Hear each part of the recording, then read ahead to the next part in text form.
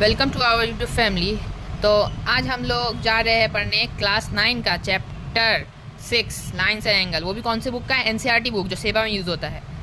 तो उसका हम लोग चैप्टर 6 का लाइन्स एंड एंगल का एक्सरसाइज 6.1 का क्वेश्चन नंबर 1 पढ़ने जा रहे हैं। क्वेश्चन नंबर 1 क्या है हम लोग का? इन फिगर 6.13 ये हम लोग का फिगर है।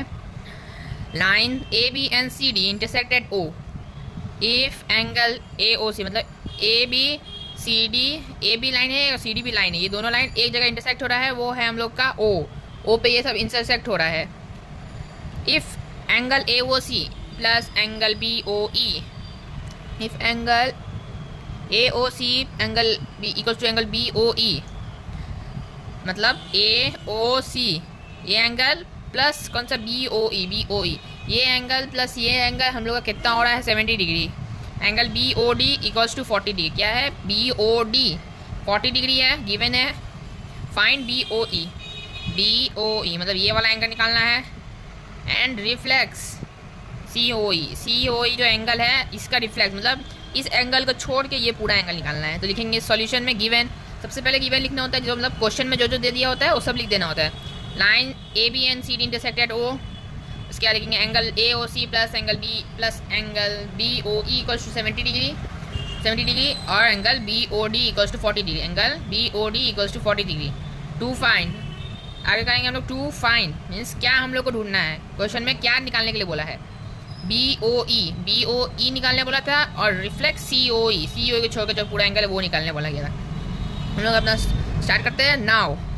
नाउ लिखेंगे एंगल ए ओ सी, तो angle A O C plus angle B O E, A O C plus B O E plus C O E, ये एंगल प्लस ये एंगल प्लस ये एंगल, ये तीनों angle को मिलाएंगे तो क्या बनेगा? एक स्ट्रेट लाइन मतलब 180 डिग्री। इसको बोलेंगे हम लोग linear pair of angle.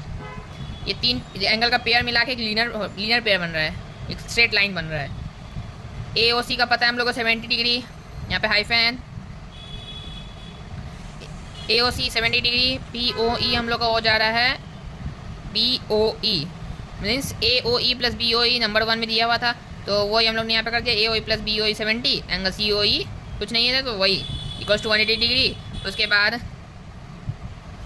Angle C O ई को रहने दिया, 70 पॉजिटिव में था तो उसको हम लोग नेगेटिव में ले गए इधर और 180 से माइनस किए तो 110, सी ओ ई का आंसर निकल गया।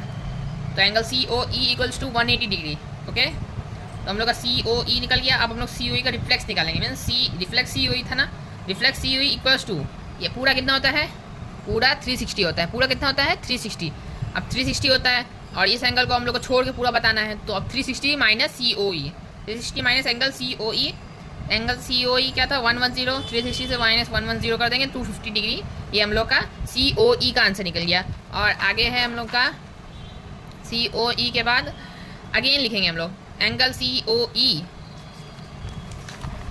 ये वाला जो एंगल था एंगल सी ओ ई, ये angle plus E O B, ये एंगल प्लस ये एंगल 180 डिग्री स्ट्रेट लाइन बन रहा है। और फिर लिख देंगे सी ओ ई प्लस ये एंगल प्लस ये एंगल। उसके बाद लिख दिए हम लोग C O E plus E O D linear pair of angle, C O D plus E O D को तोड़ दिए B O D equals to 180 degree. उसके बाद 110 सी ओ ई 110 था, सी ओ ई 110 के बाद बी ओ ई हम लोग को नहीं पता है और बी ओ डी क्वेश्चन में था 40 degree equals to 180 degree, B O E लिख दिए और फिर 180 से ये दोनों को डायरेक्ट ऐड कर दिए तो 150, 180 से 150 हो गया 30 डिग्री। तो 30 डिग्री हम लोग का आंसर हो गया। अगर आप लोग को समझ आए तो प्लीज़ लाइक शेयर और सब्सक्राइब ज़रूर करिएगा और कमेंट में बताइएगा आपको क्या समझ नहीं आया।